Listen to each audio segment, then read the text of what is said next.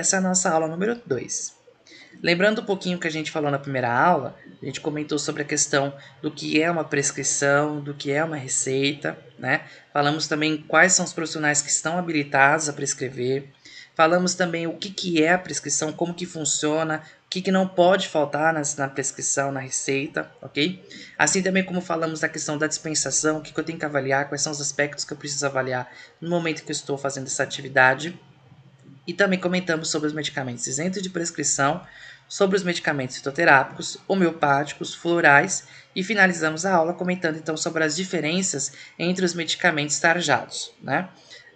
Nessa aula número 2, nós vamos falar sobre os medicamentos controlados e as portarias, resoluções que tangem a eles, tá? Então, a portaria 344 e a RDC 357. A portaria 344 é a portaria que vai dar todo o regimento, né? Vai explicar sobre tudo, como que funciona a questão da prescrição dos medicamentos e como que funciona a questão da dispensação em si, né? Para esses medicamentos que são controlados, tudo bem? Já a resolução 357 de 2020 é uma resolução provisória, tá? Ou seja, ela só está em vigor até enquanto nós estamos vivendo essa fase da pandemia. Assim que passar, ela vai ser inativada, tá? Ela vai ser revogada. Isso por quê? Porque ela apenas tem caráter provisório nessa fase, então ela altera algumas coisas na portaria 344. Então, hoje, enquanto nós estamos nessa fase da pandemia, a resolução que está em vigor é a 357, tá? Não que a portaria 344 não está, mas, por exemplo, a RDC 357, que eu vou falar no final, ela alterou algumas coisas, como questão de quantidade de medicamentos, tempo de tratamento, tá? Então, inicialmente, nós vamos falar da portaria 344, entender tudo sobre ela, tá? E depois nós vamos comentar, então, sobre a portaria 357, o que houve de alteração provisória, né? Com relação a tudo isso, tá? Com relação à portaria. Tudo bem? Convido a todos a fazerem perguntas, dúvidas, comentários, né? Que, como eu havia comentado na primeira aula, na quinta aula eu estarei gravando, né? Esclarecendo, comentando tudo que vocês colocarem aí nos comentários, certo? Vamos lá. Então, o que são medicamentos controlados? Né? Antes da gente entrar na portaria 344, vamos entender o que são esses medicamentos, por que eles são tão controlados, por que existe esse rigor, essa exigência tanta com relação a eles pelos órgãos sanitários, né, pelo Ministério de Saúde, enfim, por todos os órgãos responsáveis, bem como também para os profissionais que prescrevem, que dispensam, para as unidades que fabricam, fornecem, enfim, tá? Então vamos entender. Medicamentos controlados, eles são aqueles medicamentos que geralmente possuem substâncias que podem causar dependência, tanto física como química, ou também outras substâncias que são sujeitas a controle especial, tá? Então, primeira coisa, não são todos que causam dependência, tá, gente? Tem que ficar claro. Os que causam dependência são os que são tarjados, que são tarja preta. Inclusive eu mostrei na primeira aula, né?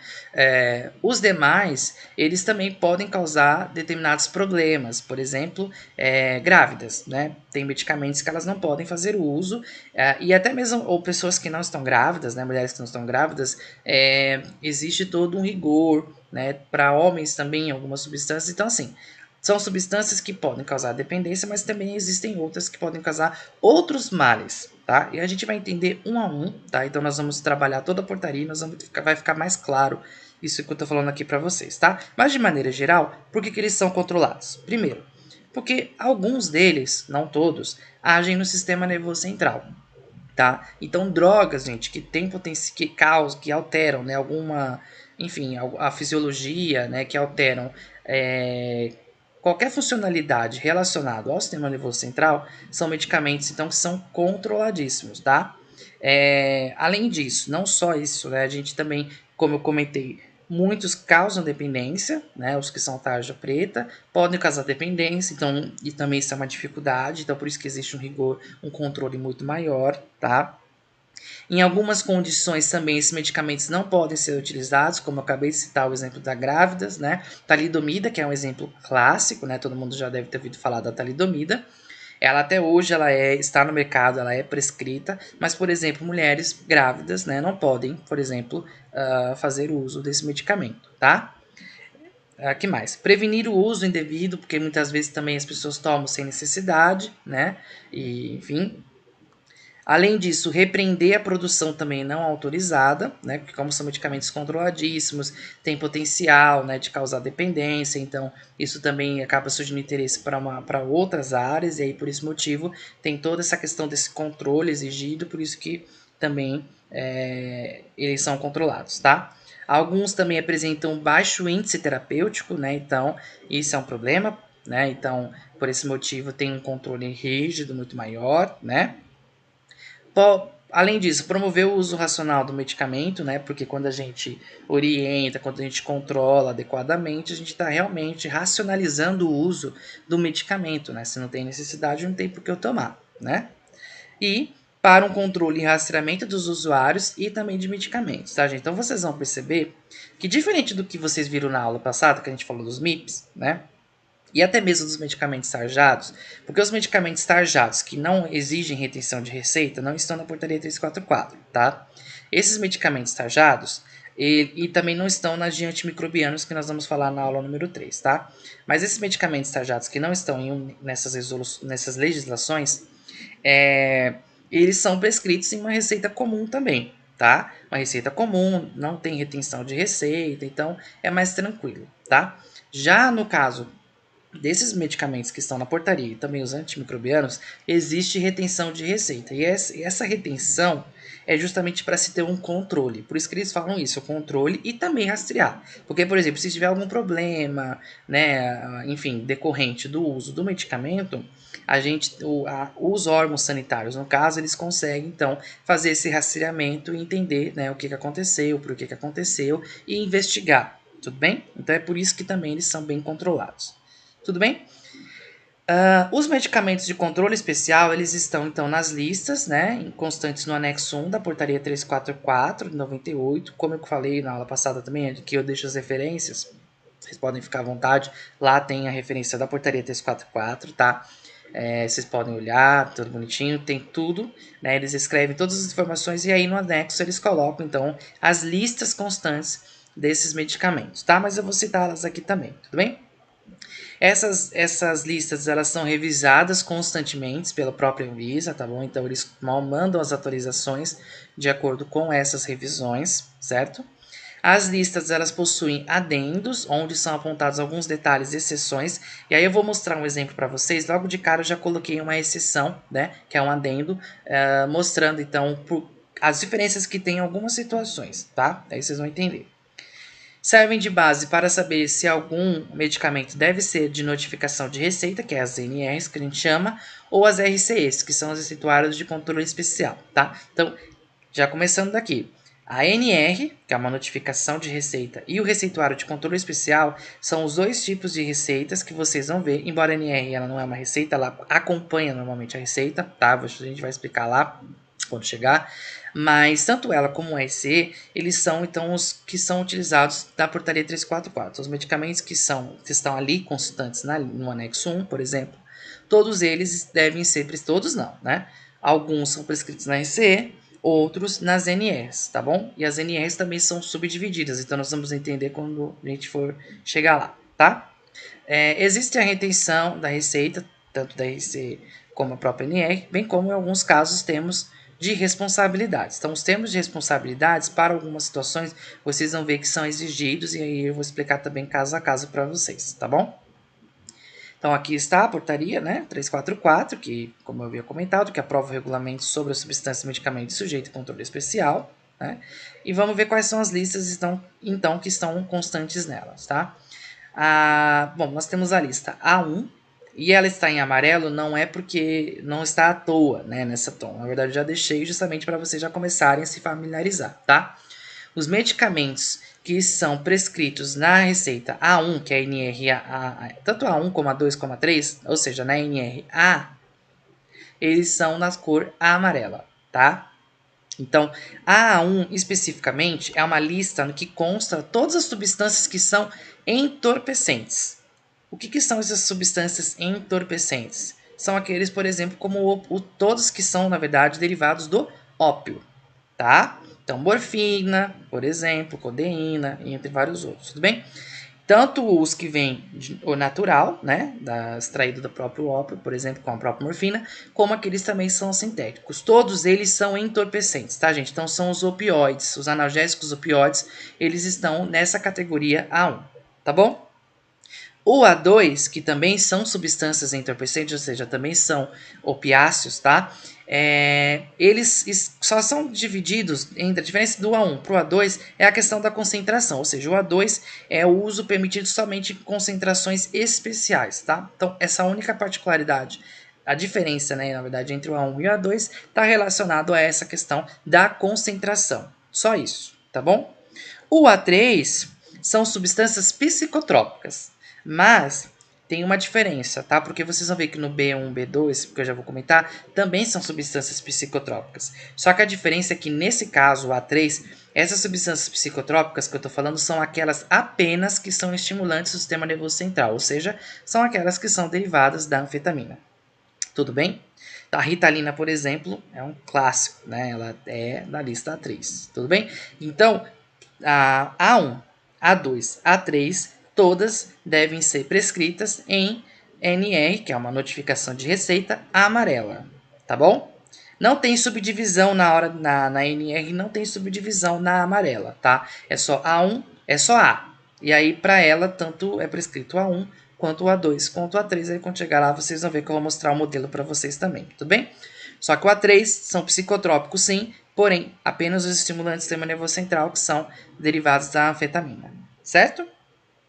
Já a B1, ela é azul, como eu deixei, né, na cor, são substâncias psicotrópicas gerais, tá? Então aí entre os benzodiazepínicos, os hipnóticos, entram os barbitúricos, tá? Então, ansiolíticos, né, anticonvulsivantes, todas essas classes, eles estão dentro da categoria B1, tá? Enquanto no B2, eles são também substâncias psicotrópicas, mas são substâncias anorexígenas, que são aquelas que têm potencial de causar aí o emagrecimento, tá? Então, a B1 e a B2, elas se diferenciam nessa questão. A B2 são anorexígenas, como por exemplo a sibutramina, tá? Enquanto a B1 são todos os psicotrópicos de maneira geral, tá? B1 e B2, tá, gente? Eles são prescritos na NR azul, só que tem a diferença. Para substâncias psicotrópicas B1, tá lá, B. Para substâncias psicotrópicas B2, está lá, B2. Então, tem diferença. Diferente do A, que vocês viram que apesar de ter as subdivisões também, eles estão... existe apenas uma única NR, que é a NRA. Já para B, existe a B, que é para as substâncias psicotrópicas do B1, e a B2, que são para as psicotrópicas anorexígenas. Tudo bem? Bom, aí nós temos a lista C, que entram as substâncias sujeitas ao controle especial, tá?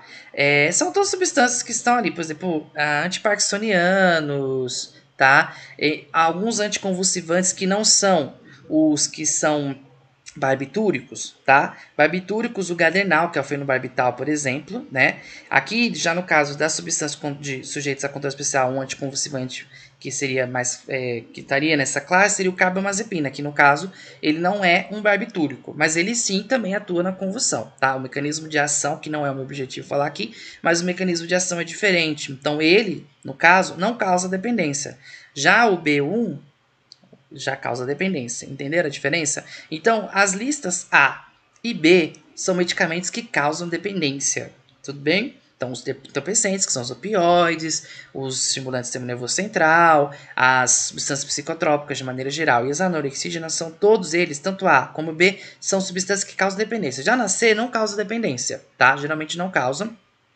Mas são substâncias de controle especial, tá? Então, a carbamazepina, por exemplo, estaria aqui no C1, né? A gente tem também outros antiparkinsonianos que estão também nessa classe, e entre outras várias classes, tudo bem? Então, todas as substâncias que são sujeitas a controle especial, mas que não causam dependência nos usuários, elas estão classificadas na C1, tudo bem?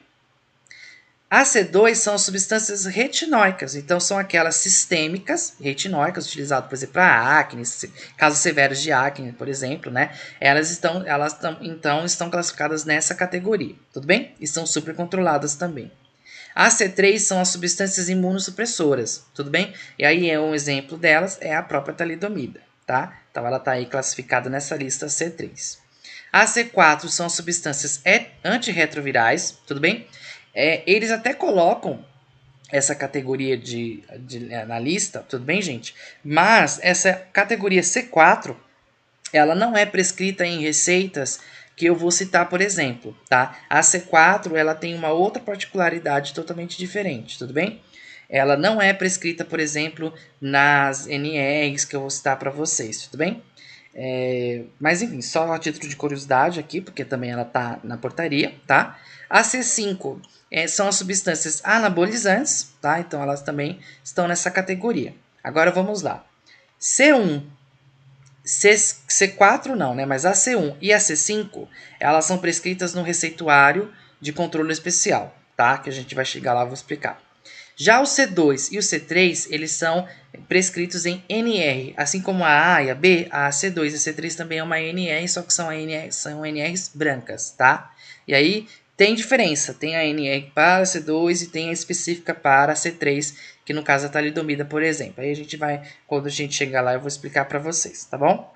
Mas não são só essas, tá, gente? Essas aqui são as que a gente mais vai falar, vai citar, vai explicar. Mas ainda eles colocam outras categorias nessa lista. Tem as listas D1, D2, tá? Então a D1 são substâncias precursoras dos entorpecentes psicotrópicos. A D2, os insumos químicos precursores para a fabricação dos entorpecentes e psicotrópicos. Então lá também eles constam quais são esses insumos, quais são essas substâncias, tudo bem? A lista E são as plantas que podem originar substâncias entorpecentes e a lista F são as substâncias de uso proscrito no Brasil. O que é proscrito? São substâncias que estão proibidas no Brasil, tá? De ser comercializadas no Brasil, por exemplo. Tudo bem? E aí eles até colocam um adendo, né, no artigo 61, falando que as plantas que estão na lista E, assim como as substâncias que estão na lista F, por exemplo, né, elas não podem ser prescritas, tudo bem? Elas não podem ser prescritas nem manipuladas, né, como medicamentos alopáticos e homeopáticos, tudo bem? Ou até porque o objetivo delas são outros, tudo bem? Então, essas listas aqui que eu coloquei aqui restante, elas não constam nessas receitas, nesses receituários que eu vou comentar para vocês agora. Tudo bem? Bom, aí lembra que eu falei para vocês que eu já ia comentar, por exemplo, uma particularidade, né, uma restrição que consta nos anexos? Esse é um exemplo de uma exceção. Por exemplo, nós temos aqui o Zolpidem, né, que ele é um hipnótico. Ele é prescrito, gente, em dois tipos de receituários de receitas diferentes, tá?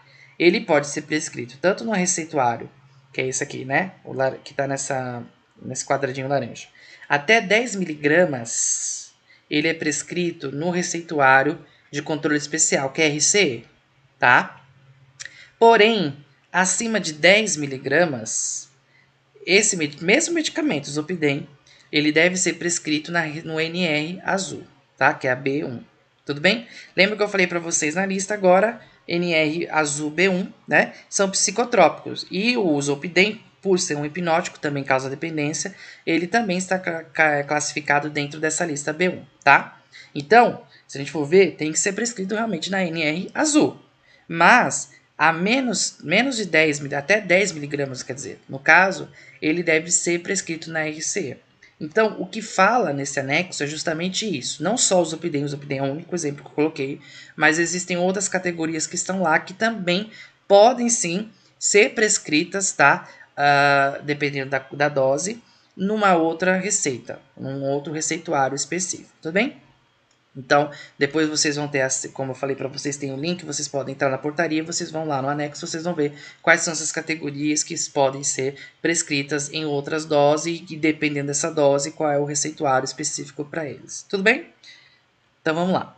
Então, vamos falar primeiramente da receita de controle especial, né, que é a RCE.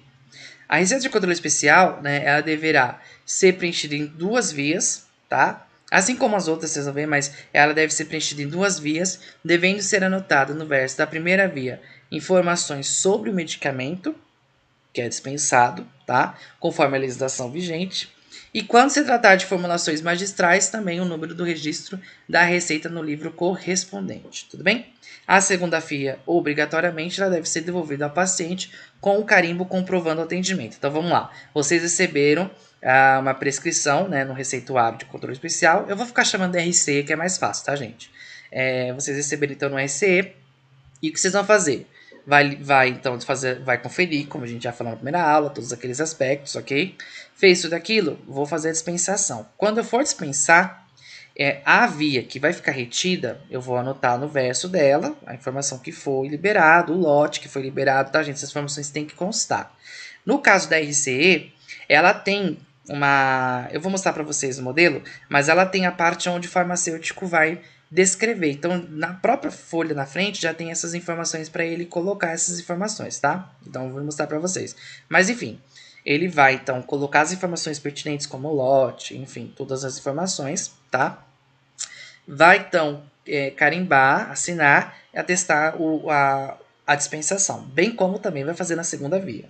Tá? Então, tanto a primeira como a segunda, ele vai fazer a mesma coisa para comprovar que de fato foi dispensado. Porque vamos supor, se o paciente chegar numa outra drogaria, farmácia, seja como for, dizendo que tenta entregar com má fé, né, de pegar mais medicamento, o farmacêutico que vai estar ali vai ver que de fato já foi dispensado, porque já está comprovando o atendimento. Tudo bem? Então, sim, é obrigatório a gente fazer isso na hora que estiver dispensando o medicamento. Tá?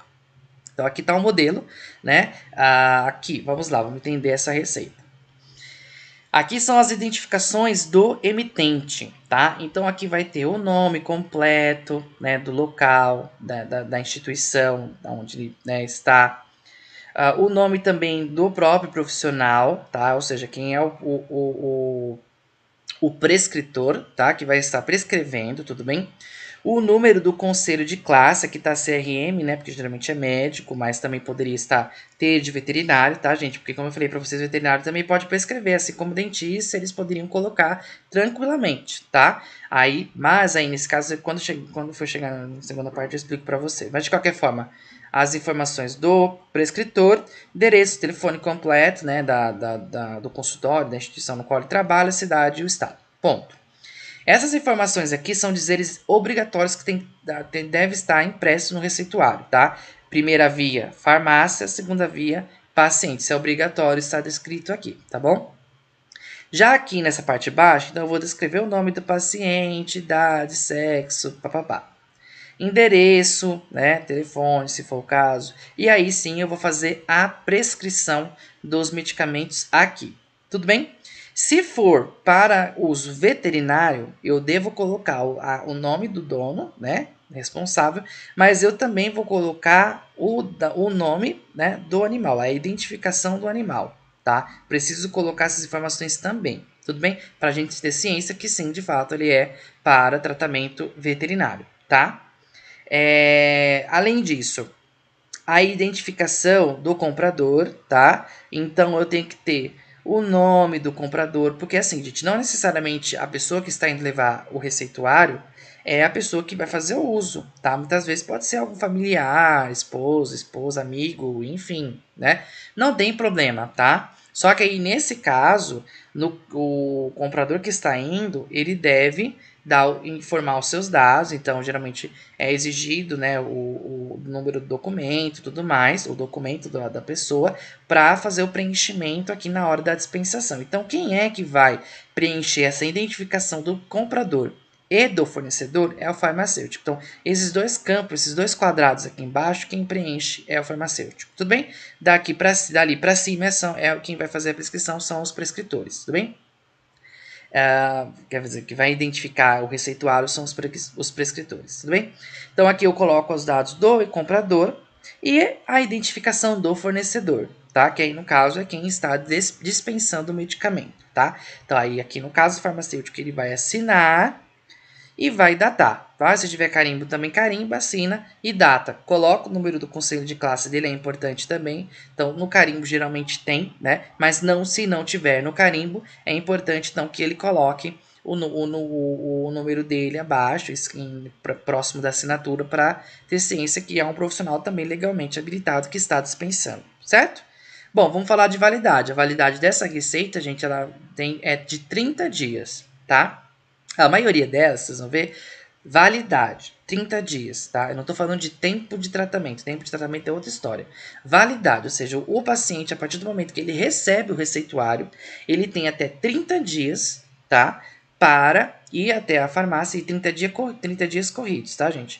Até ir à farmácia para retirar o medicamento. Após isso, a receita vence, eu não posso mais dispensar, assim como qualquer outra receita, certo? Além disso, pode conter até 3 medicamentos, tá? Então, no máximo, é 3 medicamentos, tá? Não pode ser mais do que isso. Tudo bem? Por receita, ou quantidade dispensada deve atender no máximo 60 dias ou até 5 ampolas, tá? Vou mostrar para vocês. Tudo bem? Então, ó, aqui nesse caso, 3 medicamentos no máximo ou tratamento máximo para 60 dias ou no máximo 5 ampolas, tá? Que aí ampolas são as injetáveis que a gente está falando, tudo bem, gente? Tudo bem? Então, assim, tempo de tratamento é diferente da validade. Por exemplo, se o paciente ele foi no último dia de validade da receita para retirar o medicamento, ele vai retirar o medicamento sem problema nenhum. Mas aí eu tenho que contar a partir da data que ele pegou, tá? A quantidade, o tempo que ele vai precisar do tratamento, que são aí 60 dias, tá? Então a quantidade estimada eu tenho que no máximo ir até 60 dias. Na aula número 3, eu vou mostrar alguns exemplos de cálculos que para vocês entenderem como que funcionaria isso na prática. Aqui eu só vou falar só da questão técnica, né, ou a questão legal desses receitas. Na aula 3 nós vamos falar um pouquinho, peguei alguns casos, exemplos, para a gente poder entender como que funcionaria esse cálculo na hora que eu for dispensar, para ver se de fato eu posso dispensar ou não, o quanto eu posso dispensar ou não, tá? Então vamos lá.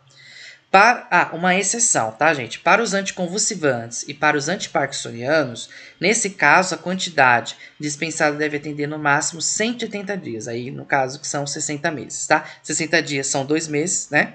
E 180 dias são 6 meses. Então, só para essas classes, anticonvulsivantes e antiparkinsonianos, aí o tratamento ele é válido até 180 dias, tá? Como são tratamentos prolongados, né? Enfim, crônicos, então geralmente ele tem essa margem muito maior, tá bom? Vamos lá. Bom, quais são então as listas que constam no RCE? Então, a lista C1, como eu havia comentado com vocês, que são substâncias sujeitas a controle especial. Aí eu coloquei alguns exemplos, tá, gente? Como eu falei, não estou divulgando marca, não é minha intenção, é só para vocês verem, peguei esses exemplos. Aqui a gente tem, por exemplo, a amitriptilina, né, o valproato, que é, por exemplo, a amitriptilina, que é um antidepressivo, né? Então, são medicamentos que não causam dependência. O antidepressivo, por exemplo, ele não causa dependência, mas são medicamentos controlados, tá bom? Então, estão aí nessa lista e é prescrito, então, na RCE. A lista C5, que são os anabolizantes, tá? Eles são prescritos também nessa RCE. Aí tem a questão dos adendos que eu comentei com vocês também. Lembra que eu falei para vocês? Dependendo da dose, tá? Eu também posso prescrever num outro tipo de receituário, tá? Então, por exemplo, aqui entre os adendos da lista A1, entre os adendos da lista A2 e também do B1, tá? A1, A2 é na amarela, B1 é na azul. Lembra que eu falei para vocês? Só que aqui nesse caso são adendos, tá? Então, como eu falei, de acordo com a dose, eles podem entrar nesses adendos, tá? Então, o A1, que são os entorpecentes, né? Por exemplo, aqui o oxidona, né? A bupremorfina, né? E também aqui a codeína, tramal, enfim. E aí, no caso da B1, aqui a gente tem o exemplo do Gardenal, né? Que é o fenobarbital, enfim, tá? Que aí são medicamentos que são daquelas listas, mas que, dependendo da dose, podem adentrar dentro desse receituário. Tudo bem? Então, por que eu tô falando isso para vocês? Porque não se assustem se vocês pegarem uma RC e ver lá uma oxicodona numa determinada dose. Vocês acharem que tá errado, não vou dispensar porque não é nessa receita, é na amarela. Mas não. Olhem para a dose para ver se de fato, né? E na portaria eles falam isso, se de fato é a dose permitida ou não, tá? Para ser prescrito, tá bom? Vamos lá. Aí, como eu tinha comentado, então ela tem 30 dias, deve ser sempre em 2 vias, tá? No caso de medicamentos anabolizantes, tem alguns itens obrigatórios que também devem ir além das informações que eu já falei, tá? Então, aqui nos itens obrigatórios, por exemplo, no caso dos anabolizantes, o médico precisa escrever o CID, ou o diagnóstico da doença, né? E o CPF, tá? Então, essas duas informações, no caso dos anabolizantes, sempre que tiver anabolizantes, eu tenho que ter essas informações também aqui adicionais. Para os demais, aí já no caso não, tá bom? Bom, a RCE ela é válida em todo o território nacional, tá, gente? Então, em todo o Brasil. Foi prescrito em São Paulo. Posso tirar na Bahia? Pode, não tem problema, tá? Até porque muitas vezes a pessoa viajou e aí o medicamento está acabando. Ela vai ficar sem tomar? Não faz sentido, tá? Então, sim, é válido. Ela pode retirar no outro estado, tá? Então, mas apesar dela ter essa abrangência, né? Ou seja, de ser ela válida em todo o território nacional, tá? Sempre que a receita for de um outro estado, deve ser apresentada à autoridade sanitária local para um visto dentro de 72 horas. Então, o farmacêutico, no caso, ele vai reter essa receita e aí ele tem até 72 horas para enviar para a autoridade sanitária só para dar o visto, tá bom? Aí depois ela devolve e, no caso, fica ali arquivado por um tempo de geralmente 2 anos, né? Depende das listas, eu vou falar isso mais para frente, mas de 2 a 5 anos, dependendo da classe de medicamentos, tá bom? Vamos falar agora da notificação de receita. Então, nós temos, como eu falei, né, a RCE é um receituário. Já a notificação de receita, gente, ela é um documento que acompanha a receita. Entendem? Então, vem a receita e vem esse ANR junto. Não são em duas vias, né? Geralmente, a ANR ela fica retida na farmácia, o que volta para o paciente é a receita. Tá? Então, é diferente da RCE. A RCE são duas vias, uma fica com o farmacêutico, a outra volta para o paciente. A ANR não. A ANR é uma via só que vem acompanhada com a receita, e aí o que fica retido é a ANR e o que é devolvido ao paciente é a receita, tudo bem? Então, ela é um documento que, junto com a receita, ela autoriza a dispensação dos medicamentos que estão à base de substância constante nessas listas, que são as listas A1, A2, A3, B1, B2 e C2 e C3. Por que a C1, a C4 não, né? Que eu já havia comentado que não está descrito em nenhuma delas. Mas por que a C1 e a C5 não estão aqui? Porque elas são prescritas, independente de dose, lá na RCE. Tudo bem? Então vamos lá. O estabelecimento, gente, ele deve reter a ANR, anotar então no verso, né, as informações sobre o medicamento dispensado, conforme a legislação, tá?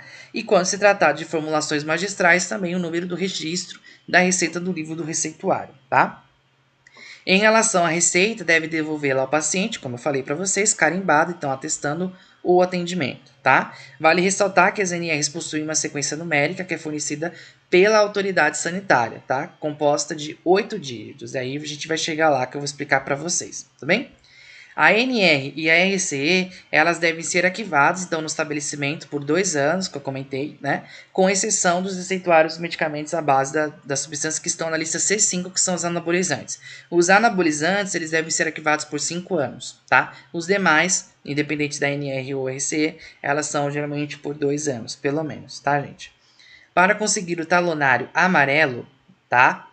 E a emissão da numeração para a confecção do talonário azul, e demais notificações, o profissional ele deverá se dirigir a um serviço de vigilância sanitária local para efetuar o cadastramento.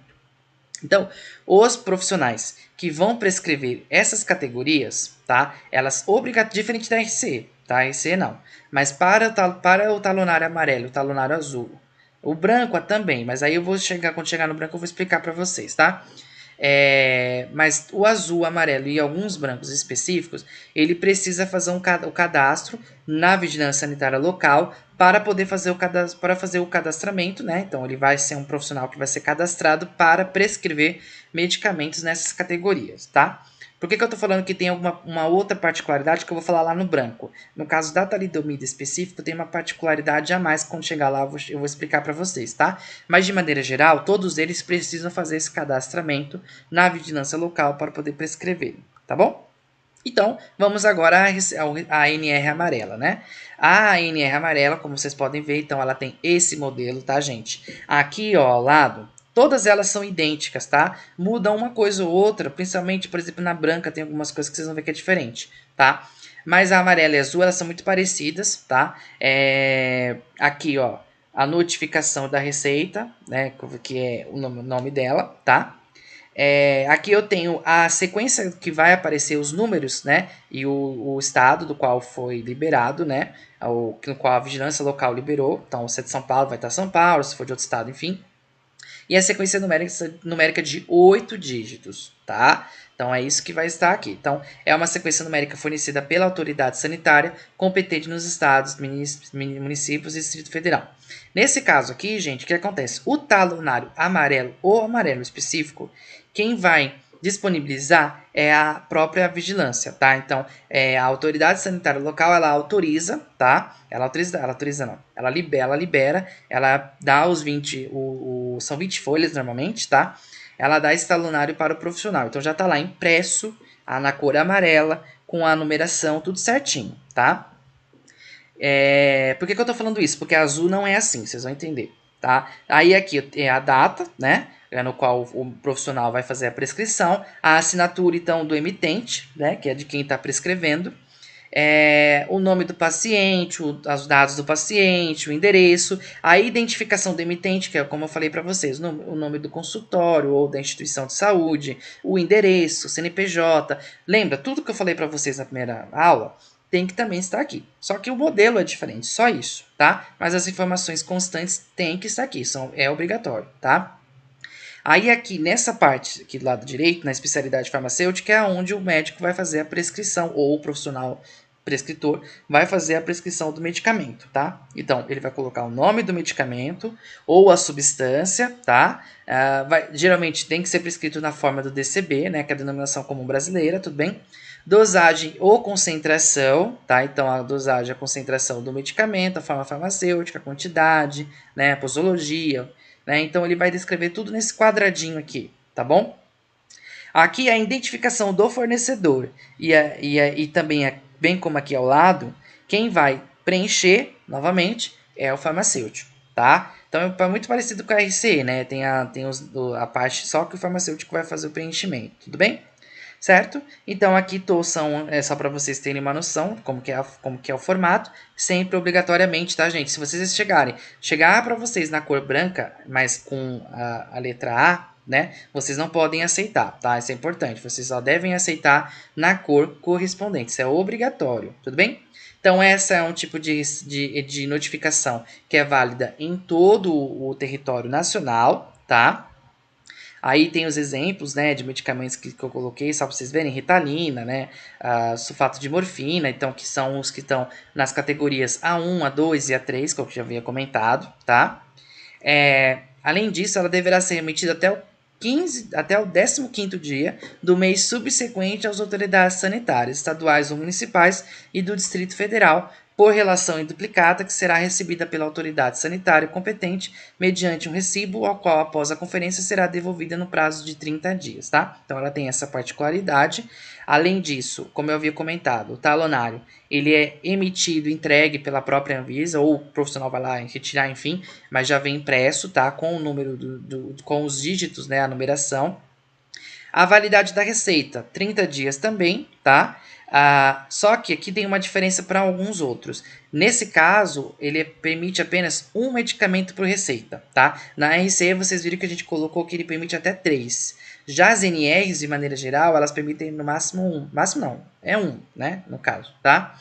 Então, um medicamento por NR, tá? 5 ampolas, né? Ou tratamento válido máximo para 30 dias, tá? Então, a validade dela é de 30 dias e o tempo de tratamento também é para máximo 30 dias. Tudo bem?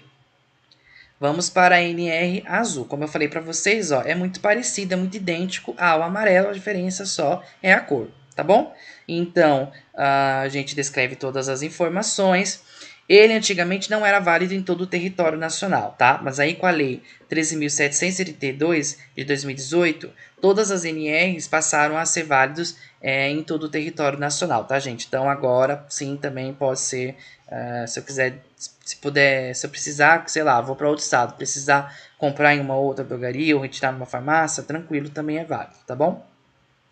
Bom, quais são os medicamentos que estão classificados aqui, né, que eu falei para vocês? O Rivotril, o clonazepam, né, o próprio Zolpidem, né, na dose maior que 10 miligramas, eles estão aqui nessa receita, por exemplo, tá? No caso do talonário, tá? Diferente do amarelo, que o amarelo a própria Anvisa já fornece, aqui não. A única coisa que a Anvisa vai fazer é fornecer o número, a sequência de números ela fornece para o prescritor. No caso do talonário, quem vai fazer a impressão numa gráfica, enfim, que ele tenha contato, não sei, enfim, a gráfica não importa. Mas quem vai fazer a impressão é ele, é o próprio profissional, tá? Por isso que está aqui. O prescritor retira a numeração junto com a divisa, junto com a autoridade sanitária, mas ele que vai fazer a impressão, né, própria na cor azul, obrigatório na cor azul. Tudo bem?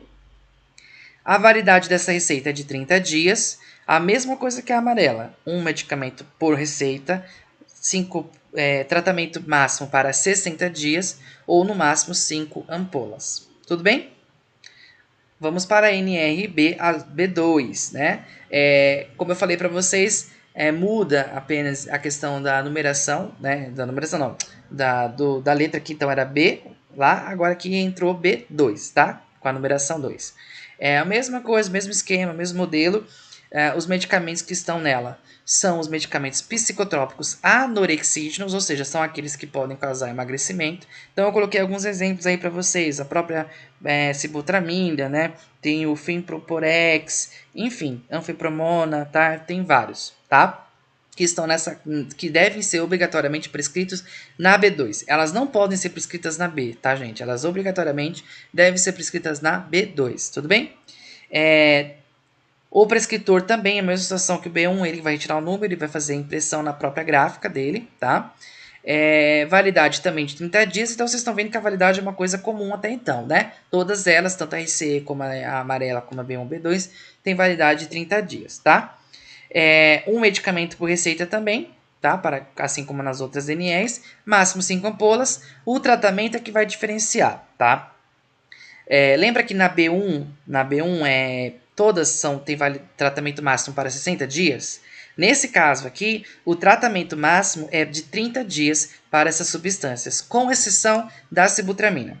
A sibutramina é a única que vai ter validade não, né? Tempo de tratamento até 60 dias, tá? É a única. Os demais, como essa aqui, o Finproporex, a anfepromona, eles têm validade de 30 dias. Validade não, gente. Confunde, né? Tempo de tratamento de 30 dias, entenderam? Então vamos lá, recordando. A amarela, tempo de tratamento 30 dias para todos. As B1, tempo de tratamento 60 dias. Já no caso da B2, tempo de tratamento 30 dias, com exceção da sibutramina, que é de 60 dias. E a RCE, como eu comentei, o tempo de tratamento para todos também é de 60 dias, tá? Vamos lá. NRB2, né? Então, a RDC 13 de 2010, ela também remanejou, tá, gente, a sibutramina da lista C1 para B2, porque antes a sibutramina ela era enquadrada na lista C1, mas aí eles reenquadraram até pela questão também dela ser um medicamento que causa dependência, então ela acabou indo para a lista B2, tá? A prescrição dessas substâncias ela deve estar acompanhada obrigatoriamente do termo de responsabilidade do prescritor. Lembra que eu falei para vocês? A amarela, a B1 não tem, mas a B2, tanto para sibutramina como para outras substâncias, elas obrigatoriamente possuem esse termo de responsabilidade, tá? Esse termo de responsabilidade, como vocês podem ver aqui, tem uma só para a sibutramina e tem outra que é para as demais substâncias que também são anorexígenas, tá bom? Então, o que são esses termos, gente? É onde o profissional, na hora que ele está fazendo a prescrição, ele está ali explicando para o paciente toda a importância com relação a isso, né? Porque o cuidado que ela deve ter, a importância dela seguir certinho o tempo de tratamento, né? Também a questão de não passar para terceiros, tá? Então, por isso tem todo esse termo que o próprio profissional preenche e também a própria pessoa, né, no caso que está recebendo, o usuário, ela também vai preencher esse termo de responsabilidade, né, dando a entender que ela está ciente de todo o processo, tá bom? Ela deve ser preenchida, então, pelo prescritor, pelo paciente e pela farmácia. Mas a farmácia, a gente só vai preencher se for farmácia de manipulação. Se não for farmácia de manipulação, aí não tem necessidade, tá bom? Independente disso, os termos eles têm que ser em 3 vias. Por que em 3 vias? Porque uma vai ficar lá no prontuário do paciente com o médico, tá? A outra vai ser retida pela farmácia junto com a NR. E a outra, que é a última, vai voltar para o paciente, tá? Então o paciente volta com ela e com a receita. A NR e a outra via fica com a farmácia e o termo de responsabilidade vai ficar então com o profissional médico lá no prontuário do paciente, tá bom? Então, é isso. Essa é a única particularidade que ela tem, né? A B2, que a B1, por exemplo, já não tem. Tudo bem? Vamos falar, então, agora da NRE, que elas são chamadas assim, NRE, porque é NR especial, tá? Aí nós vamos falar, primeiramente, da C2 e depois nós vamos falar da C3, tá? Gente, o que mudou aqui para as outras NRs? Só o símbolo, perceberam? Ó, aqui, ó. Esse símbolo aqui é importante, tem que ter, é obrigatório, tá? Gravidez proibida, riscos de graves defeitos na face, nas orelhas, no coração, no sistema nervoso do feto. Então, são substâncias teratogênicas também, tá? Por esse motivo, elas não podem ser utilizadas por mulher que está grávida, tá? E aí, vocês vão entender caso a caso que eu vou explicar agora. Mas, de qualquer forma, a única coisa que muda dela para outras, que eu falei, as outras NRs, é esse símbolo aqui que vocês estão vendo, tá? Então, e aqui ele vai descrever ele vai colocar um X, na verdade, né? Porque já possuem substâncias que são os ácidos retinóicos, que eu falei para vocês, sistêmicos. Ele vem aqui, por exemplo, isotretoína. Ele vem aqui, preenche, né? E coloca posologia. Ponto. Tá? As demais informações são as mesmas, eu não vou ficar repetindo, tá? Também, como eu falei, válido em todo o território nacional. Alguns exemplos dos retinóicos, né? A gente tem aí a acitretina, tem a própria isotretoína, né? Tem a tretinoína, enfim, estão todos aí, tá? E até mesmo na caixinha dos medicamentos também vem esse símbolo de gravidez, tá? Proibido, né? A gravidez, tudo bem? Bom, o prescritor, nesse caso, tá, gente, ele vai retirar também a numeração junto com a divisa e vai imprimir, então, na cor branca. Então, a mesma coisa que o azul, né? Ele só vai retirar a numeração e vai fazer a impressão, só que dessa vez na cor branca, tá bom? A validade vai mudar aqui. De forma geral, a validade desse NR é de 30 dias, tá? Mas tem uma particularidade. Para mulheres que estão na idade fértil, a validade dessa receita é de 7 dias. Por quê? Porque tem que ser menor justamente porque corre um risco maior da pessoa engravidar, enfim, né? Então, por esse motivo, a validade da receita é menor. Se passar esse tempo, é importante que ela passe novamente com o prescritor para fazer uma nova avaliação. Tudo bem? Mesma coisa, um medicamento por receita, máximo 5 ampolas, e o tratamento para 30 dias, igual na amarela que eu havia comentado com vocês, que é 30 dias no máximo, né? E na B2, com exceção da sibutramina, né? Que também tem tratamento máximo para 30 dias, tá? Então aqui na C2, todos que estão nela é permitido no máximo tratamento para 30 dias, tá bom? Bom, o que deve acompanhar essa NR especial, tá? Deve acompanhar um termo de consentimento informado e o termo de conhecimento de risco e consentimento. São 2 termos, tá? Vocês viram que na B2, que eu mostrei para vocês, também são 2 termos, mas assim, se fosse butramina, é um termo só, com 3 vias. Se for as outras, anfepromona, enfim, também é um termo só, né, com 3 vias. Aqui não, aqui ela vai receber 2 termos, tá? Então, o primeiro termo, que é o termo de consentimento informado, tá? Ele é preenchido e assinado por todos os pacientes de ambos os sexos. Então, tanto homem quanto mulher vão preencher e vão assinar, tá? Já o termo de conhecimento de risco e consentimento, ele é preenchido e assinado para mulheres que estão na idade fértil, tá?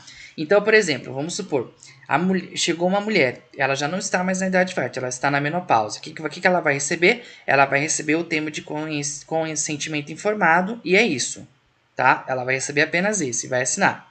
Por quê? Porque ela não tem risco de engravidar e por esse motivo ela não precisa do outro termo, assim como os homens também. Mas por que eu falei que eles recebem dois termos? Isso é no caso das mulheres que estão em idade fértil. Elas, obrigatoriamente, elas recebem os 2 termos. Tanto o primeiro como o segundo, tá? O segundo, por quê? Porque vai falar dessas questões do risco dela se engravidar. Enquanto ela estiver sob tratamento, ela não pode, tá? Enfim, então aqui estão os 2 termos, tanto o primeiro, né? Ele até mostra aqui a questão da idade, ó, por exemplo, esse termo de conhecimento e risco, né? Ele até fala também da questão que deve ser para mulheres que estão em idade fértil. Na outra ele fala da questão da idade, né? Geralmente mulheres que já estão menopausadas, que eles colocam entre 50 e 55 anos, geralmente, tá? Em caso de pacientes que têm 18 anos, tá, gente? Quem vai ser responsável por assinar vai ser o responsável tutelar, tá? Então, pai, a mãe, enfim, tudo bem? Ambos os termos também devem ser preenchidos pelo médico e pelo paciente 3 vias, tá? E aí, mesmo esquema. Primeira via fica no prontuário, segundo via fica com a farmácia junto com a ANR e a terceira via é devolvido para o paciente. Beleza? Vamos falar então da NR especial C3, aqui especificamente da talidomida, tá? Que é a principal, né? Que é a mais prescrita nessa NR. Tem uma outra substância, vou mostrar para vocês no final, que também está enquadrado na C3, tá? Mas quando a gente fala da C3, a primeira coisa que a gente pensa é talidomida, e sim, ela tem a notificação dela, ela é bem diferenciada das outras, como vocês viram, tá? Então aqui a mesma coisa, ó, tem o número que ele recebe, tá? O CID da doença, tem a informação que é proibido para mulheres grávidas, tá? O que pode causar. Aí aqui eu entro com a identificação do médico, consultório, endereço, todas as informações pertinentes, tá? A identificação do paciente, nome, data de nascimento, sexo, enfim, telefone, endereço. A identificação do responsável pelo paciente, se for o caso, tá? E que é um caso específico, aí ele faz. Porque se não for o médico, por exemplo, que acompanha, o médico que não é o que está ali acompanhando, ela foi um outro médico numa urgência, quem vai prescrever, ele vai identificar independente. Se for um que faz acompanhamento, que é, né, enfim, aí ele pode prescrever aqui, ele pode identificar essas informações aqui se for o caso, tá? Aqui no quarto e no 5 é a identificação do medicamento e da dispensação. O quarto, quem vai preencher ainda é o profissional médico, tá? Então ele vai colocar o nome do medicamento, a quantidade, dose, posologia, tudo aquilo que a gente já sabe. Já no caso da dispensação do número 5 e 6, quem vai fazer o preenchimento é quem está dispensando, que no caso é o farmacêutico, tá? Então aqui no 5, os dados sobre a dispensação, quantidade que foi dispensado, o número do lote, número do CRF do farmacêutico, assinatura e carimbo, tá? E o carimbo da unidade pública dispensadora, no número 6, tudo bem? A primeira via sempre vai ficar com o paciente, a outra via então vai ficar na farmácia que fez a dispensação. Aqui, gente, especificamente, a NR da talidomida ela não vai para a drogaria, porque a drogaria não pode dispensar talidomida, tá? E nenhum medicamento constante nessa lista C3. Só quem faz a dispensação dela são as farmácias públicas, que são as farmácias do SUS, tá? Então, quem entra aqui, os medicamentos imunossupressores, aí tá o exemplo da talidomida, tem até essa imagem da criança, né, sem o membro, né, porque foi o que ela causou, né, a talidomida, o desastre que ela causou foi isso, né, nas mulheres grávidas, até então não sabia do risco, até que os fetos nasciam, as crianças nasciam, né, no caso, os bebês nasciam deformados, né, sem o braço, sem a perna, né, enfim, tá? Bom, o talonário, nesse caso em específico, lembra que eu falei para vocês que tem uma diferença, né, lá no começo. No caso é para essa lista específica, tá? A ANR da talidomida, C3, o talonário ele vai ser emitido pelos serviços públicos de saúde e disponibilizado a prescritores cadastrados. Então, o que, que acontece aqui, tá, gente? Lembra que eu falei para vocês que o prescritor ele tem que se cadastrar? Certo? Então ele faz o cadastro bonitinho, tá? Independente para todas as NRs. Mas o prescritor de talidomida, obrigatoriamente, ele também deve fazer um cadastro para prescrição de talidomida. Então, por exemplo, eu sou médico, eu fui lá, sou prescritor, enfim. Fui lá, fiz o cadastro, posso prescrever qualquer um. Mas se eu for prescrever talidomida, eu preciso fazer um outro cadastro só para a prescrição de talidomida. Então, eles têm uma exigência maior, tá? E aí o talonário, ele é fornecido pelo próprio serviços públicos de saúde, tá? Que vão disponibilizar para esse profissional que está cadastrado também para ser prescritor de talidomida. Tudo bem? Diferente das outras, a talidomida é a única que tem a validade de 20 dias, perceberam? Né? Até a C2 tem a particularidade para as mulheres grávidas, né? Ou quer dizer, mulheres grávidas, mulheres que estão potencial de engravidar, né? Que são mulheres de idade fértil, mas a validade de maneira geral para os demais é de 30 dias. Aqui não. Para a talidomida ou para os medicamentos dessa lista C3, a validade da receita é de 20 dias, tá? Um medicamento por receita, que no caso não tem ampolas, tá, gente? Talidomida não tem ampolas, ela só é fornecida em forma de comprimidos, tá? Ou é cápsula, não sei ao certo, mas enfim, não é em ampolas, tá bom? O tratamento é para 30 dias, tá? Então, o tempo máximo de tratamento também é de 30 dias, assim como na C2, como na A também, tá?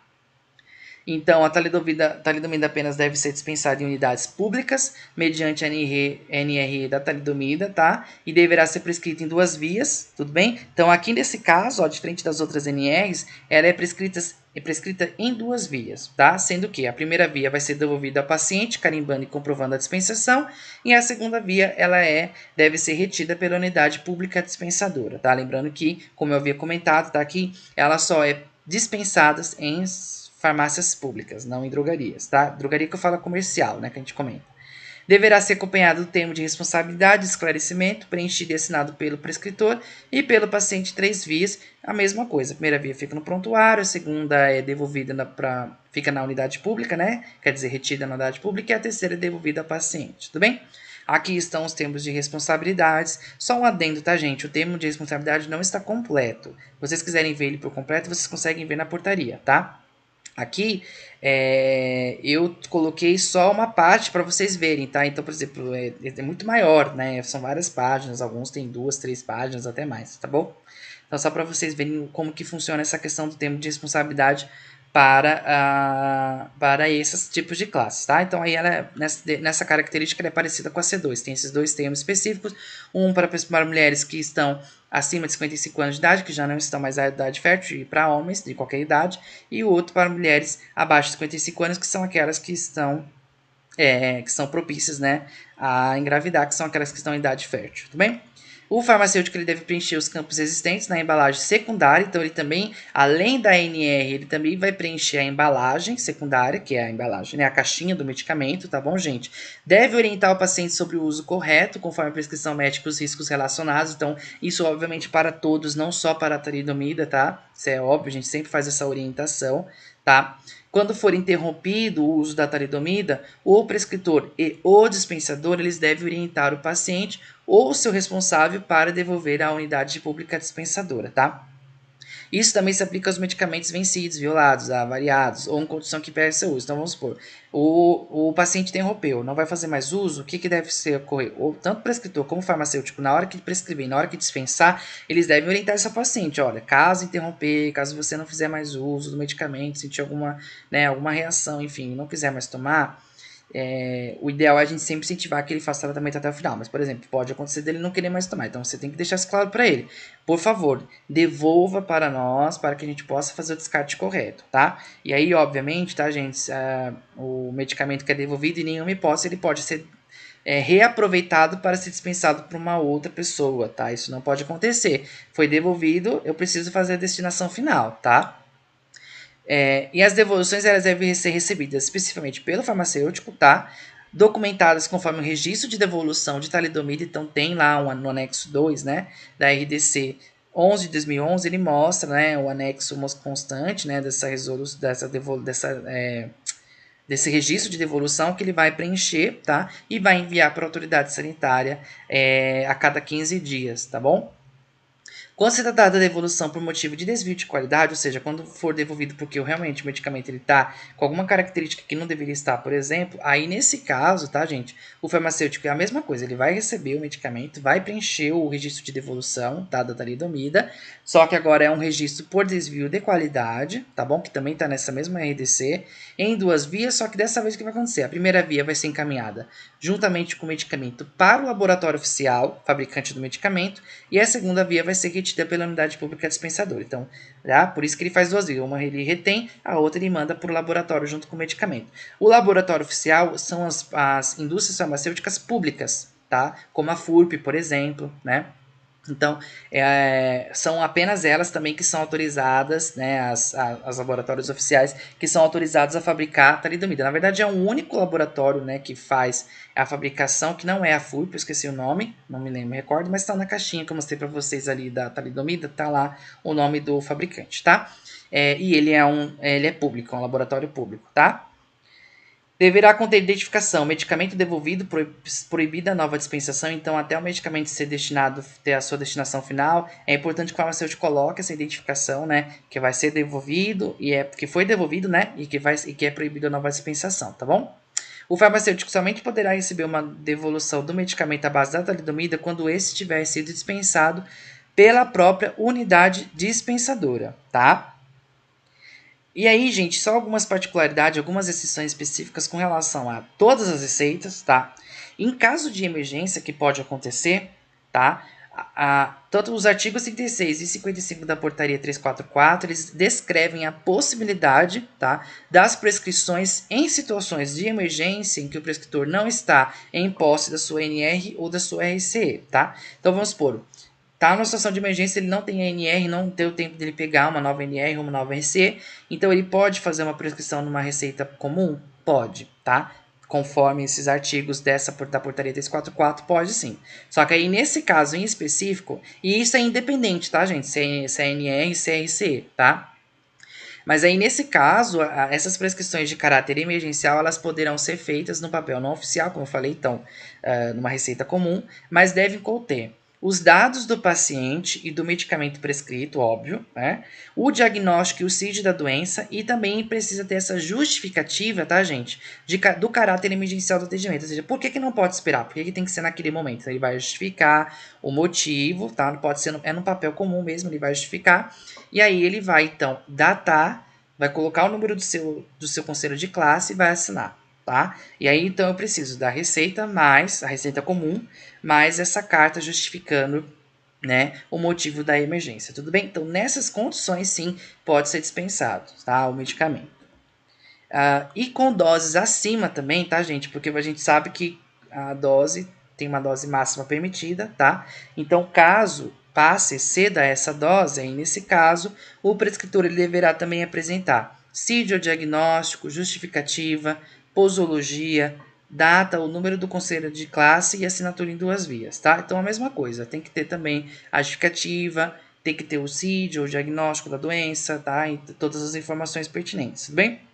E aí o estabelecimento que fazer a aviação dessa receita, né, deverá então anotar a identificação do comprador, apresentar à autoridade sanitária local até 72 horas para um visto. Então, nesses casos específicos, ele tem até 72 horas para levar até a autoridade sanitária para receber o visto com relação a isso. Tudo bem? Aqui, gente, é só um resumo de tudo que eu falei, tá? Eu não vou falar novamente porque estão todos aqui, vocês vão ter o material aí, né, disponível, então é só para vocês terem, eu acho bem legal, porque fica mais fácil a gente visualizar, inclusive falar aqui até dos antimicrobianos, né, que eu não vou falar agora, que vai ser na aula número 3, mas está aí disponível para vocês, caso vocês queiram, tá, ter acesso, tudo bem? Agora falando da RDC 357 de 2020, que é a RDC provisória, que eu falei para vocês que é válida enquanto nós estivermos nessa fase da pandemia provocada pelo coronavírus, né, Covid-19, tá? Então, aqui, ó, eu coloquei essa imagem, achei bem legal essa fonte, né, muito boa.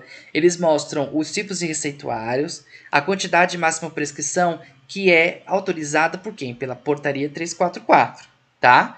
Então, aqui, ó, por exemplo, NRA, 5 ampolas, tratamento máximo para 30 dias. Lembra? A validade da receita, gente, continua o mesmo esquema, tá? 30 dias para a maioria delas, 20 dias para a talidomida, 7 dias para mulheres férteis, no caso da C2. Então, a mesma particularidade que eu falei. O que muda aqui é a quantidade de medicamentos, ou de ampolas, quer dizer, e do tempo de tratamento. Tudo bem? Então, por exemplo, aqui ó, no último quadro que vocês podem ver, como fica temporariamente após a RDC 357 de 24 de 2020. Como fica, tá? Então, ele vai mostrar, enquanto nós estivermos nessa fase, como é que vai estar, como é que está sendo feito, né, esse processo, tá? Então, vamos supor. Na AA, não, eu não vou falar de um em um, não, porque, né, enfim, vamos deixar mais fácil, facilitar a vida de vocês, né, gente? Vamos lá. Ó, todos os medicamentos aqui, todas as classes, tá? Que possuem 5 ampolas, podem ver que no caso é NRA, NRB, AB1, a NR para retinóicos, né? Que é a C2. E a NR de controle e a receita de controle especial, que é a RCE, todos eles permitem até 5 ampolas no máximo, lembra? Tá? Todas elas que possuem 5 ampolas, todos passaram a ser, a partir dessa RDC, 18 ampolas, tá? Então, no máximo 18 ampolas ou uma quantidade de medicamentos correspondente a no máximo 3 meses, tá?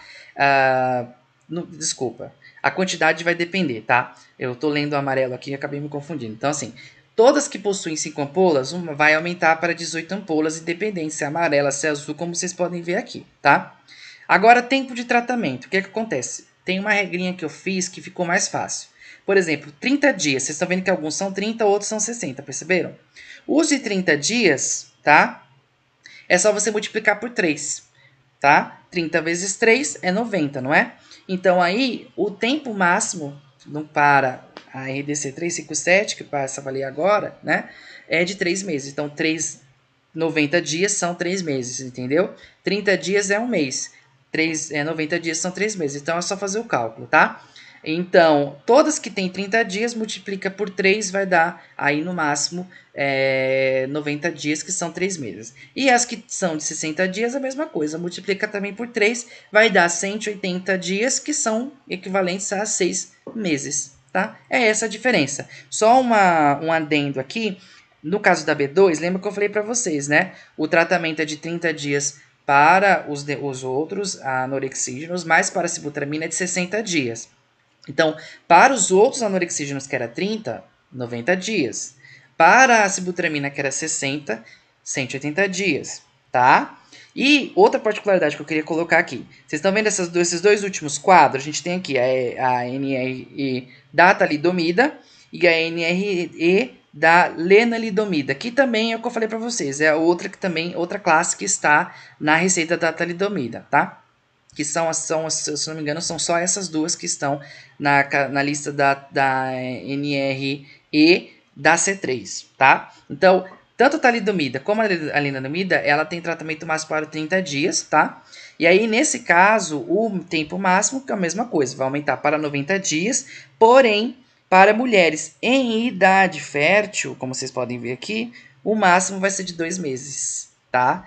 Tanto para a talidomida como para a lenalidomida, tá bom? Então essa é a única diferença dela para as demais também, tá? Então aqui um quadro resumido para vocês verem, como eu comentei, é provisório, quando passar a pandemia a gente vai voltar ao que era antes, tá bom? Mas aí tem todas as informações, o resumo de tudo que mudou, que foi apenas isso, ok?